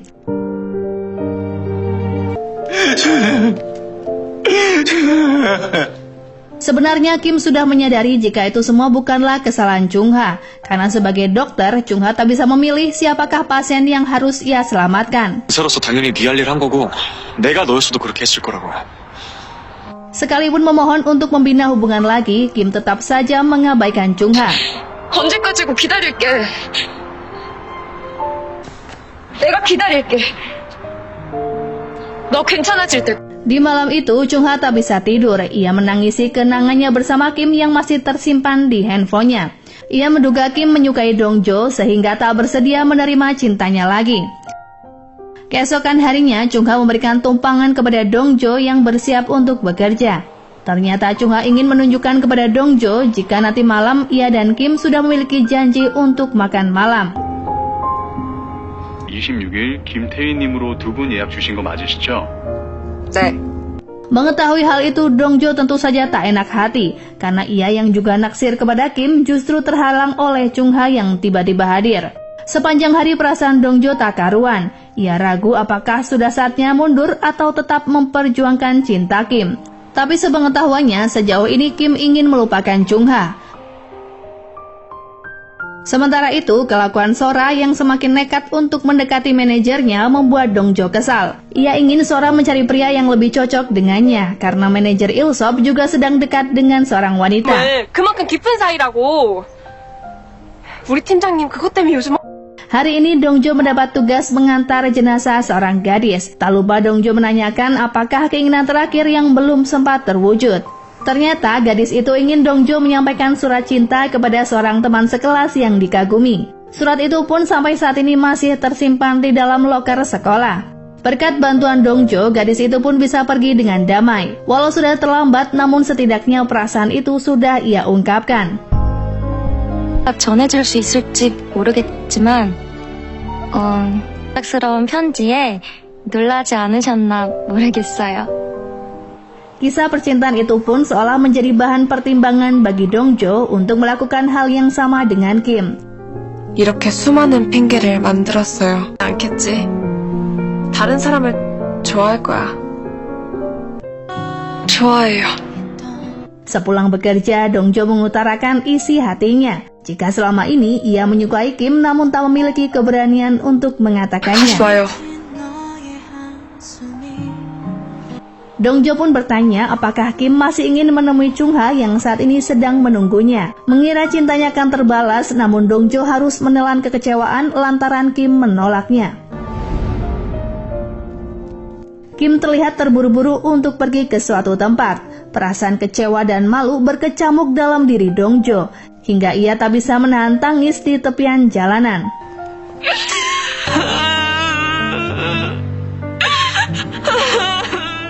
Di sisi lain, Chung Ha terus menelpon Kim untuk mengingatkannya tentang agenda makan malam. Kim justru terlihat menemui ibu Chung Ha, yang saat itu menawarkan sebuah tempat yang bisa dijadikan klinik asalkan Kim kembali pada kehidupannya yang dulu. Ibu Chung Ha baru sadar jika putrinya tak bisa move on dari Kim yang sangat ia cintai. 좋아하는 여자 있다더라. Sikap Kim yang menolak pemberian itu membuat ibu Chung Ha marah. Ia lalu menelpon Chung Ha tentang pertemuannya dengan Kim di malam itu. Ibu Chung Ha meminta putrinya meninggalkan kos Vincent karena Kim sudah mengusirnya secara halus. 엄마가 태희를 왜 만나? 걔가 네가 꼭 필요 없대. Frustasi karena baru saja ditolak oleh Kim, Dongjo mengajak Sora dan seorang temannya untuk minum soju. Ia yang saat itu pulang dalam keadaan mabuk bertemu dengan Hae-an yang mengantarnya pulang. 나 왜 이렇게 아장아장 걷는데요? 사람 불어넣게, Setelah mendapat telepon dari ibunya, Chung Ha meninggalkan kos Vincent. Ia tak menyangka Kim begitu tega membiarkannya seorang diri di restoran. Keesokan harinya saat berpapasan dengan Kim, Dongjo berharap agar Kim melupakan ucapannya semalam, karena ia pun sudah tak berharap banyak lagi. 그리고 미안해요. Setelah ditolak oleh Kim, Dongjo curhat kepada pamannya di gereja. Pastor menyayangkan patah hati yang dialami Dongjo karena ia sebelumnya mengira Kim sangat menyukainya. 야, 태희 형제한테?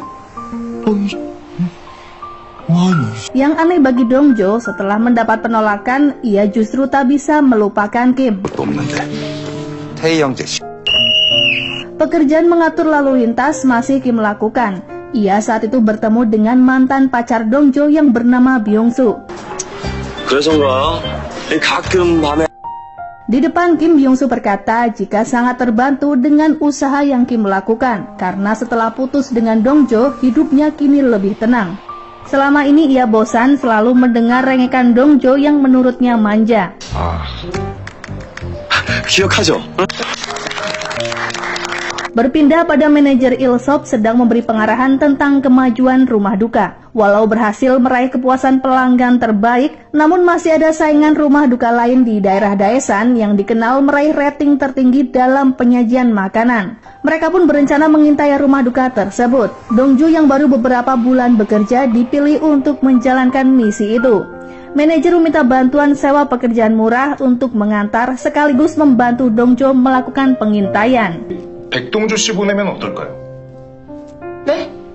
Kim keberatan dengan pekerjaan itu mengingat hubungannya dengan Dongjo yang sedang tidak baik. Akhirnya pekerjaan tersebut diambil oleh Vincent. Bersama Vincent, Dongjo akhirnya tiba di rumah duka Daesan. 불러주세요.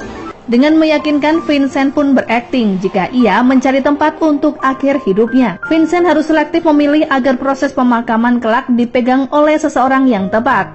제 인생의 피날레를 Kepada manajer di sana, Vincent ingin memastikan apakah lokasi dan segala sesuatu yang dibutuhkan sesuai dengan keinginan termasuk makanan bagi pelayat. 양진데 뻣뻣하지가 않고 Tak menaruh kecurigaan apapun, manajer wanita itu memberikan makanan yang biasa disajikan di rumah duka miliknya. Dongju terheran dengan kemampuan Vincent yang ternyata jago dalam menganalisa komposisi makanan. Keduanya pun berhasil menemukan rahasia rumah duka Daesan yang selalu dibicarakan banyak orang. 원래 양념이 세게 들어가니까 굳이 좋은 고기 안 써. Di lain tempat, Tuan Baek mendatangi kantor Kim. Ia menitipkan makanan untuk diberikan kepada Dongjo karena mengira Kim satu bimbingan belajar dengan putrinya. 이거 우리 동주 좀 갖다 줄 수 있을까요? Tuan Baek bahkan memasakkan kimchi untuk Kim karena ia yakin Kim pria yang baik yang bisa menjaga Dongjo. Apalagi Kim tempo hari juga membantunya merahasiakan pekerjaannya sebagai security. 김치랑 마른 반찬 몇 가지인데 입맛에 딱 맞을 거예요. Saat tiba di kantornya, Vincent dan Dongjo kedatangan gadis yang meminta bantuan kantor sewa pekerjaan mencari keluarga pengganti di upacara pernikahannya. Gadis yang bernama Damin itu Dongjo kenali karena sebelumnya pernah menggunakan jasa pemakaman di rumah duka. Karena tak memiliki karyawan perempuan, Dongjo dengan sukarela bersedia membantu Vincent. 사장님이랑 같이 가는 건데. 아무튼 오늘 진짜 고생 많았어. 수고했습니다. 올라가.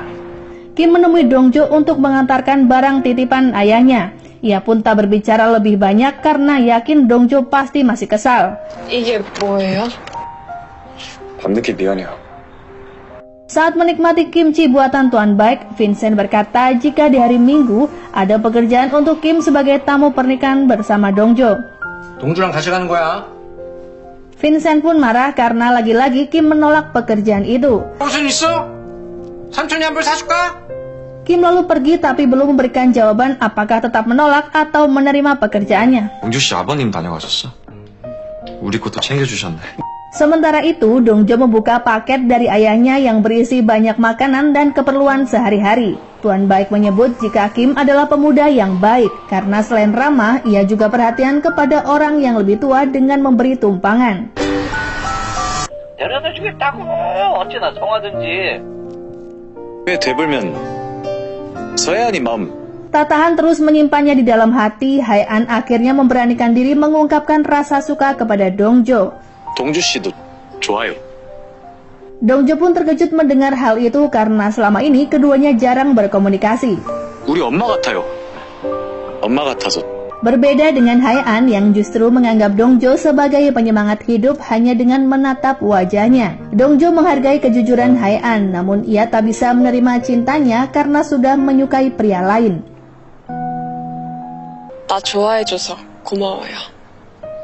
Walaupun di depan Dongjo Hae-an biasa saja, namun kepada Vincent dan Kim, Hae-an meluapkan kekesalannya kepada pria yang telah merebut hati Dongjo.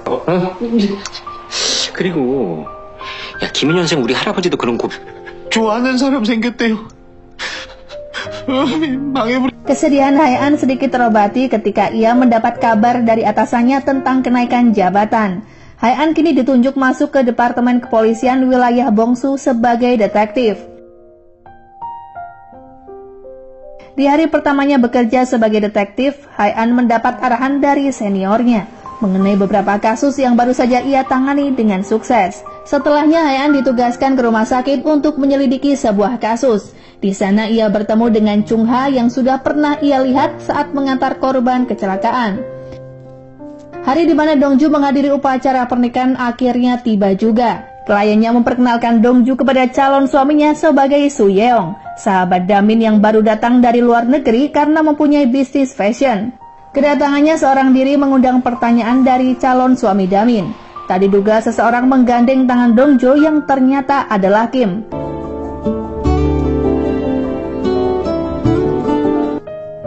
Kedatangan Kim membuat Dongju lega karena keduanya bisa bersandiwara sebagai sepasang kekasih.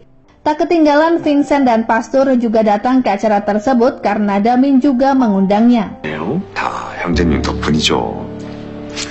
Sialnya, mantan pacar Dongju juga salah satu tamu undangan. Melihat Dongju dan Kim bergandengan tangan layaknya berpacaran. 미안해요. 아니에요. 딱 맡겨왔어요. Tak percaya dengan apa yang dilihatnya, Byung-soo menguping pembicaraan Dongju dengan pengantin wanita. Dari situlah Byung-soo mengetahui jika Dongju sedang bersandiwara bersama pacar sewaan. 불편하죠.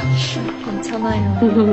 Byung-soo dan Kim akhirnya terlibat percekcokan di toilet karena Byung-soo menyebut Kim tidak profesional karena mengajak Dongju berkencan setelah menyampaikan pesan putus darinya. 진짜 사귀는 거야? 대신 이별 통보해놓고 사귀는 거야? Namun yang membuat Kim tak bisa menahan emosi adalah ketika Byung-soo merendahkan profesi Dongju sebagai petugas pemakaman. Rahasia pekerjaan sewa murah Kim dan Dongju pun akhirnya terbongkar karena Byung-soo menyebut Dongju sebagai penipu. Beruntungnya keributan itu pun diketahui tamu undangan setelah prosesi pernikahan selesai. Walau tak membuat pernikahan Damin batal, namun Dongju meminta maaf karena merusak dan membuat nama baik Damin tercoreng. 죄송합니다. 정말 죄송합니다. Dongju mengobati luka di wajah Kim. Ia merasa bersalah karena semua itu perbuatan mantan pacarnya. Namun justru Kim yang meminta maaf karena menyakiti perasaan Dongju demi pekerjaan sewa murahnya. Kim akhirnya mengungkapkan perasaannya jika selama ini ia berpura-pura tidak menyukai gadis itu. Padahal sebenarnya Kim sangat ingin menggenggam tangan Dongju sebagai kekasihnya. Malam itu pun sepertinya akan menjadi malam yang panjang bagi Dongju saat Kim mendaratkan kecupan pertama di bibirnya.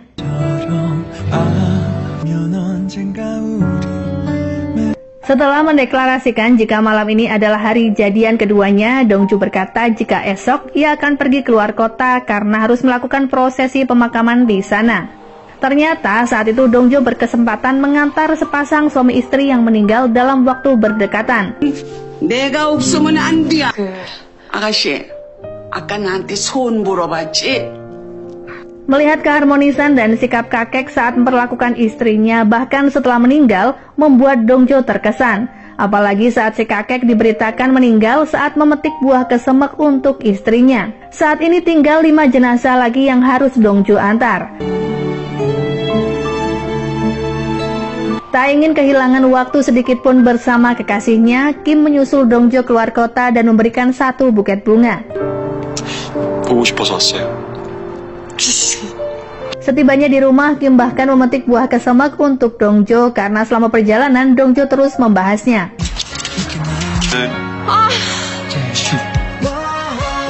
Kim masih merahasiakan hubungannya dengan Dongju yang sudah resmi berpacaran di depan Hae-an. Ia bahkan mentraktir Hae-an saat keduanya bertemu di minimarket karena Kim merasa tak enak hati. 남은 거지? 네. 내가 계산. 어메, 참말로요? Kim sempat terkejut ketika Hae-an berkata jika ia yang lebih dulu mendapatkannya. 나가 먼저 찜했는디. Karena terlalu menyukai manajer Ilsop, Sora bahkan memutuskan untuk pindah bekerja di rumah sakit yang bersebelahan dengan rumah duka. Secara tak sengaja, Sora menguping pembicaraan Ilsop yang kesulitan mencari tahu informasi mengenai temannya yang sedang dirawat di rumah sakit. 네, 소아심장외과 병동이죠. Sora lalu menawarkan diri memberikan informasi tersebut dengan akses yang ia miliki sebagai perawat. 보호자분 성함이 김현주라고. Untuk lebih mendekatkan kedua keluarga, Vincent merencanakan agenda makan malam mengundang Dongju dan Pastur. 잘 먹겠습니다. 이야, 이 중국 음식은 원래 빼가린데요. 그죠? Setelah acara itu, Dongju dan Kim melanjutkan kencan di tempat romantis. Tak disangka, ibu Chung Ha yang bernama Nyonya Miran melihat kemesraan Kim dan Dongju di depan kafe. Keesokan harinya, Nyonya Miran bertemu dengan Chung Ha yang selama beberapa hari menginap di hotel. Terlihat Nyonya Miran sangat khawatir dengan keadaan Chung Ha yang masih terpuruk setelah ditinggal oleh Kim. Padahal Kim justru sudah lebih bahagia bersama wanita lain.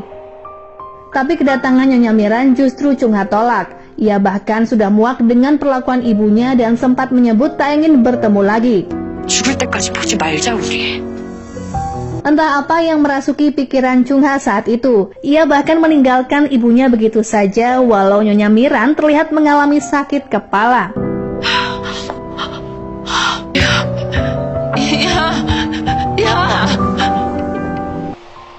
Hingga di suatu malam, Nyonya Miran akhirnya tak sadarkan diri dan tewas akibat pecah pembuluh darah.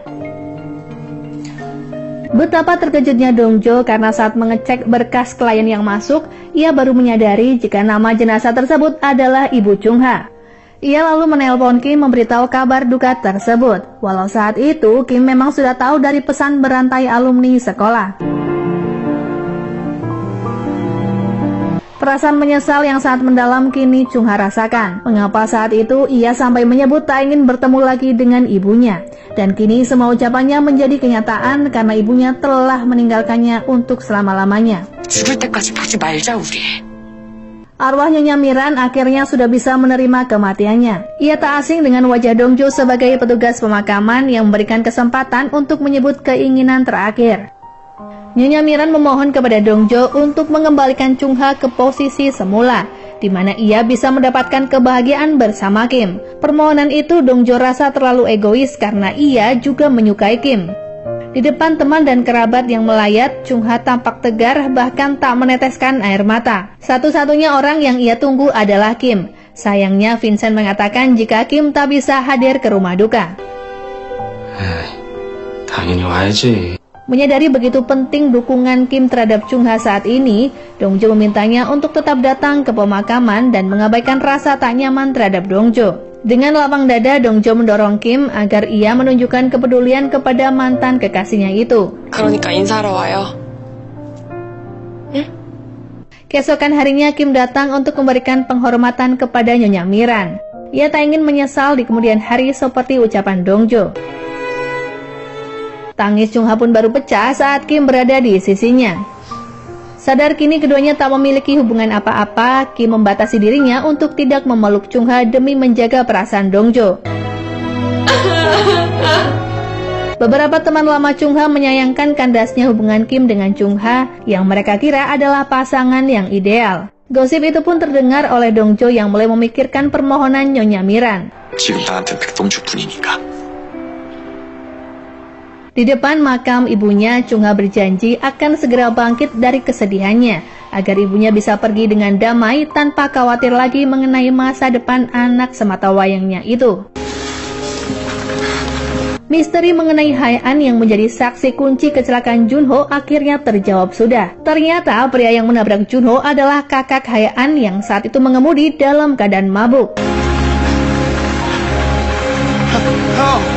Pria yang diketahui bernama Seo Yong itu pun hingga saat ini masih koma di ruang ICU tempat Sora bekerja. Tak pernah Hae-an sangka ternyata anak kecil yang menjadi korban adalah adik kandung Kim saat tak sengaja ia melihat foto keluarga Kim di kantor Vincent. Ia juga baru mengetahui jika sebelumnya Kim berprofesi sebagai dokter. Setelah mengetahui jika Junho adalah adik Kim, Dongju teringat akan sebuah cincin yang Junho pikirkan saat itu. Sempat terpikir olehnya jika Kim akan memberikan cincin itu kepada Chung Ha.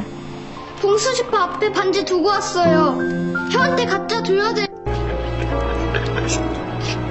Di malam harinya, Dongju memberikan cincin itu kepada Kim. Dongju minta maaf karena sewaktu ia bertemu dengan arwah Junho, Dongju sempat menghindarinya karena ketakutan.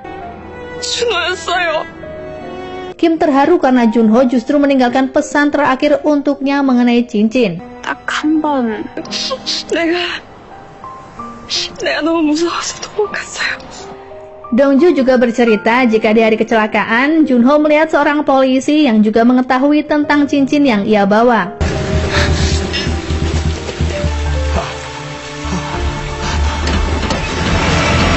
Dunia terasa sangat sempit bagi Hae-an karena orang yang berduka atas kesalahan kakaknya ternyata adalah keluarga Kim. Keluarga yang selama ini begitu baik kepadanya sebagai seorang perantau. 2 tahun setelah kepergian Junho, orang tuanya datang ke rumah Abu melakukan peringatan kematian.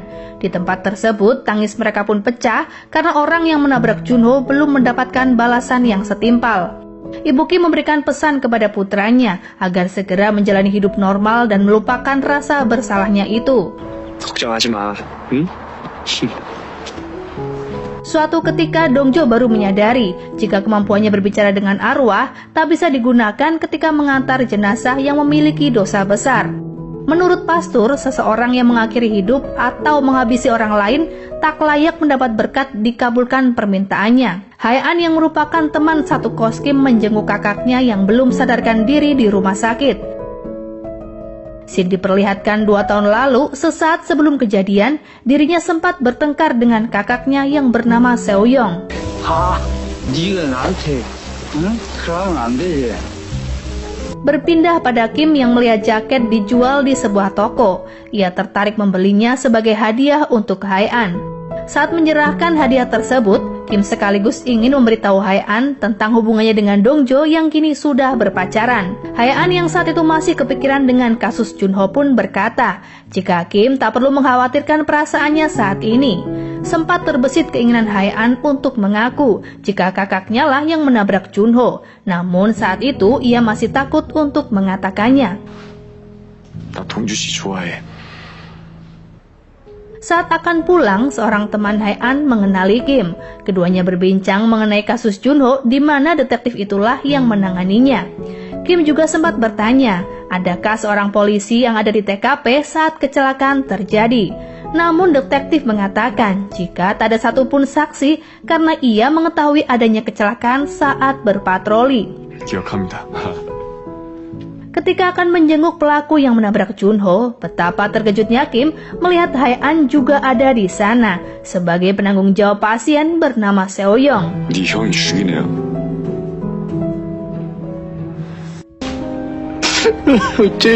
Beberapa hari berlalu, Seo-yong pun dikabarkan meninggal dunia. Hae-an memberitahu kabar duka tersebut sekaligus meminta maaf kepada Kim.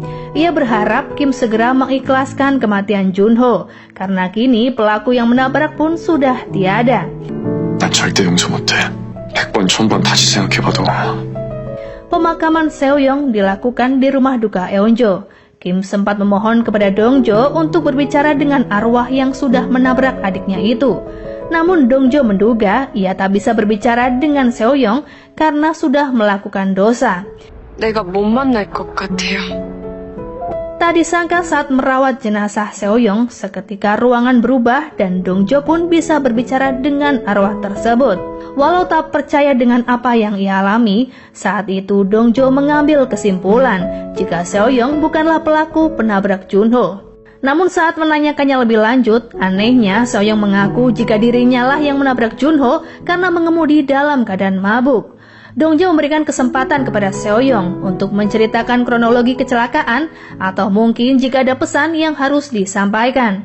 Ia pun semakin penasaran karena sepertinya Seo-yong ingin menutupi kesalahan orang lain. 그렇게 쓸데없는 질문하지 말고. Saat menyimpan abu Seo-yong, Hae-an terkejut karena Dongjo memberikan sebungkus rokok kesukaan kakaknya itu. Bagaimana mungkin Dongjo tahu sedangkan ia sendiri sebagai adik melupakan hal kecil semacam itu? 이것이 뭐대요?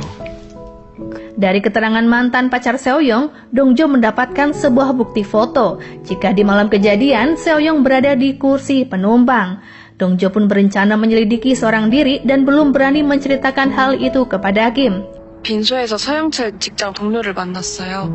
Keesokan harinya, Tuan Baik mempergoki Dongjo dan Kim berada dalam satu mobil. Ia pun terkejut karena selama ini Dongjo berpamitan tinggal di Noryangyim, namun justru terlihat dekat dengan kantor sewa pekerjaan murah.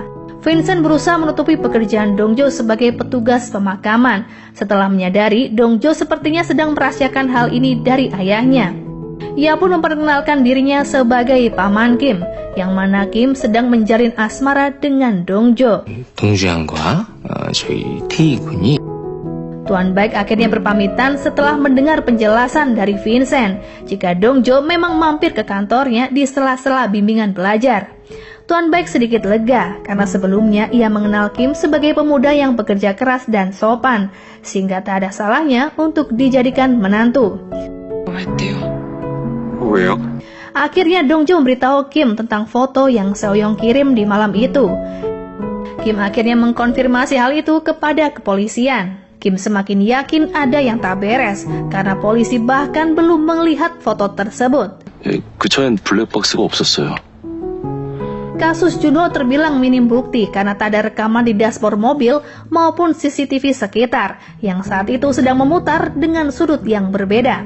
Ternyata Hae-an selama ini enggan memberikan bukti foto yang diberikan kakaknya itu karena memang dirinya lah pelaku penabrak yang sebenarnya.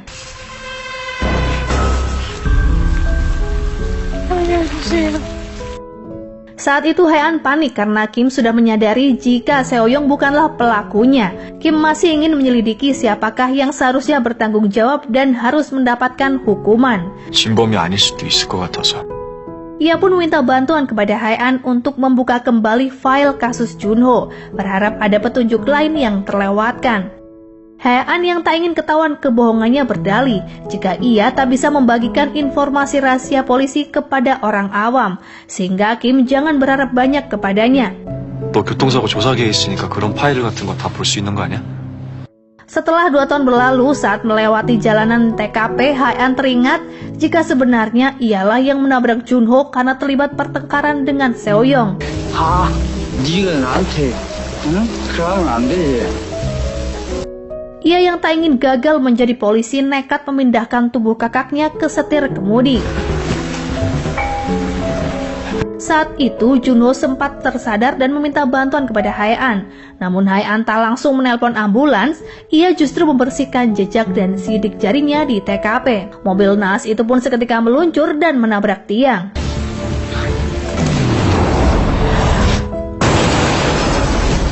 Saat itu Seoyong mengalami luka berat atas kebodohan adiknya.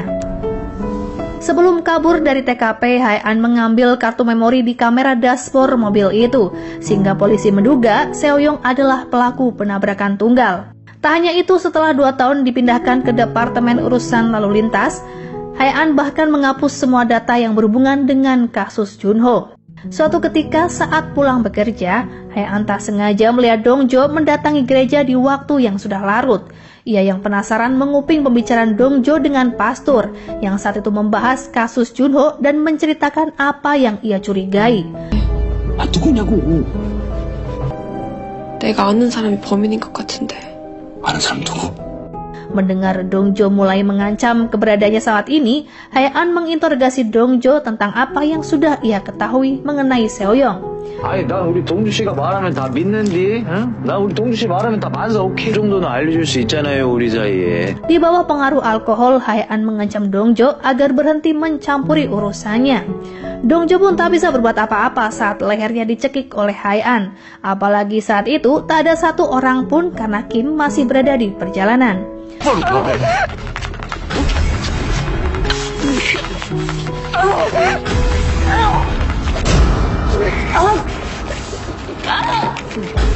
Perilaku kasar Hae-an yang tiba-tiba muncul ternyata karena ia memiliki trauma masa lalu di mana melihat perkelahian kedua orang tuanya yang menewaskan sang ibu. Seketika Hae-an tersadar dan menyesali perbuatannya kepada Dongjo.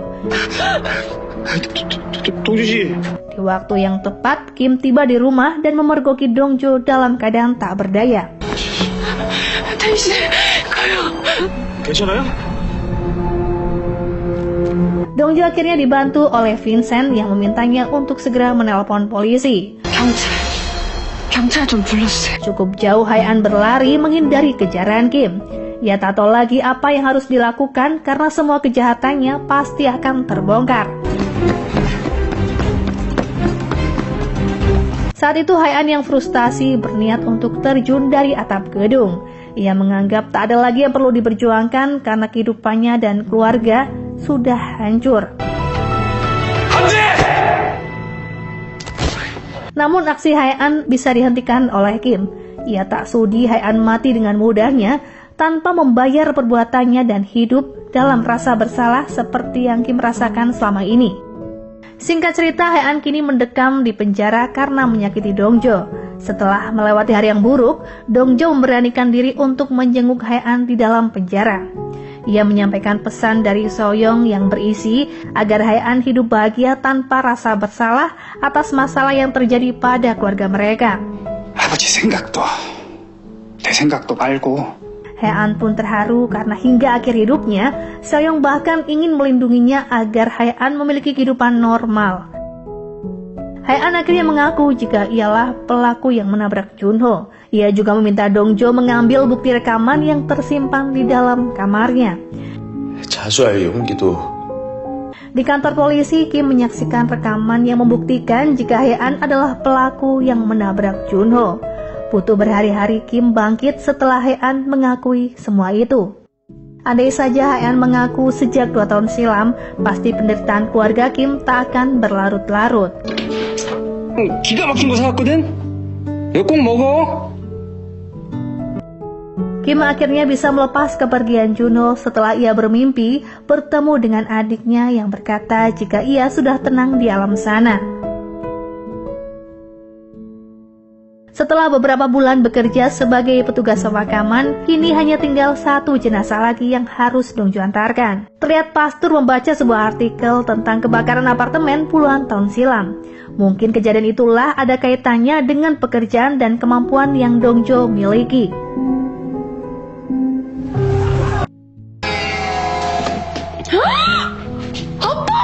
Tuan Baik mengundang Vincent dan Kim ke rumahnya untuk membantu membuat kimchi dalam jumlah yang banyak. Ia berharap di malam itu Dongjo akan jujur tentang hubungannya dengan Kim yang sudah mulai serius. 역시 사익감으로 합격. Namun ternyata Tuan Baik justru tak bisa makan hingga selesai karena ia mendapat telepon dari temannya untuk menggantikan jadwal shift sebagai security. Kepada Dongjo, Tuan Baik beralasan jika ia akan menjenguk sahabatnya yang mengalami kecelakaan. Saat Kim mengantar Tuan Baik bekerja, Tuan Baik mempercayakan Dongjo kepada pria itu. Ia yakin Kim bisa membahagiakan Dongjo yang sejak kecil tak mendapat perhatian dari seorang ibu. Keesokan harinya Dongjo mendapati ayahnya sedang terburu-buru berjalan ke bangunan apartemen. Karena penasaran, Dongjo mengikuti kemana ayahnya pergi. Ia pun terkejut mendapati ayahnya selama ini bekerja sebagai security demi penghasilan tambahan selain toko tas. Tuan Baik meminta maaf karena menyembunyikan pekerjaan ini dari Dongjo. Satu-satunya orang yang langsung Dongjo cari adalah pastor. Ia ingin bertanya apakah selama ini pastor mengetahui tentang pekerjaan ayahnya.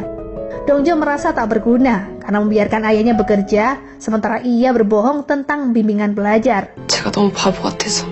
Dongjo sepertinya sudah lelah bekerja sebagai petugas pemakaman. Ia ingin pulang ke rumah merawat ayahnya yang sudah semakin berumur. Ia pun mengajukan surat pengunduran diri kepada manajer Ilsop. Dongjo akan fokus mewujudkan impian ayahnya sebagai pegawai negeri. 그만했으면 좋겠어. Di hari itu juga Dongjo menelpon ayahnya memberitahu jika ia sudah memutuskan untuk pulang. Namun dengan syarat ayahnya harus berhenti bekerja sebagai security. 아빠 말이 맞는 것 같아. Saat akan berpamitan dengan Kim, Dongjo mendapat firasat buruk karena tak sengaja memecahkan gelas. Tak lama kemudian, ia mendapat berita jika Tuan Baik mengalami kecelakaan kerja setelah berkorban menyelamatkan wanita hamil.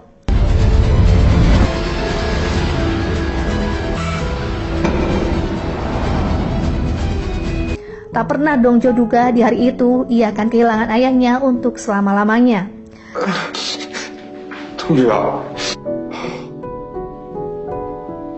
Kematian Tuan Baik bahkan dianggap sebagai pahlawan karena ia juga menyelamatkan nyawa 3 bayi kembar yang baru saja dilahirkan oleh wanita itu.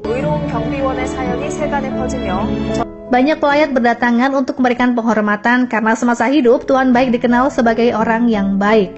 Ucapan bela sungkawa pun terdengar dari penjuru negeri. Tangis Dongjo pun pecah di pelukan pastor yang juga pamannya itu.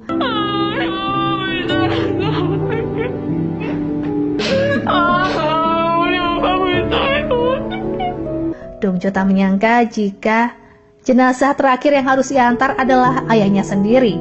Banyak hal yang harus Dongjo ucapkan di sisa waktu bersama ayahnya.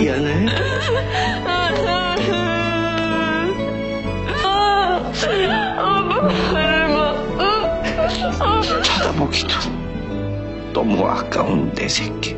Air mata pun terus bercucuran saat Tuan Baik mengenang ketika ia merawat Dongjo seorang diri sejak bayi. Hari demi hari keduanya lalui dengan penuh kebahagiaan setelah 25 tahun kini dipisahkan oleh kematian. 사랑해 우리 딸. 세상에서 제일로. Dongjo harus merelakan ayahnya bahagia di alam sana menyusul sang ibu. Akhirnya tuntas sudah jenazah yang harus Dongjo antar sesuai saran pastor. Tapi sebenarnya alasan apakah yang mengharuskan Dongjo melakukannya? Ternyata pada hari kelahiran Dongjo terjadi kebakaran di sebuah apartemen. Korban kebakaran menunjukkan sisi baik sebagai manusia dengan saling menolong. Akhirnya kebakaran tersebut tak menimbulkan korban jiwa.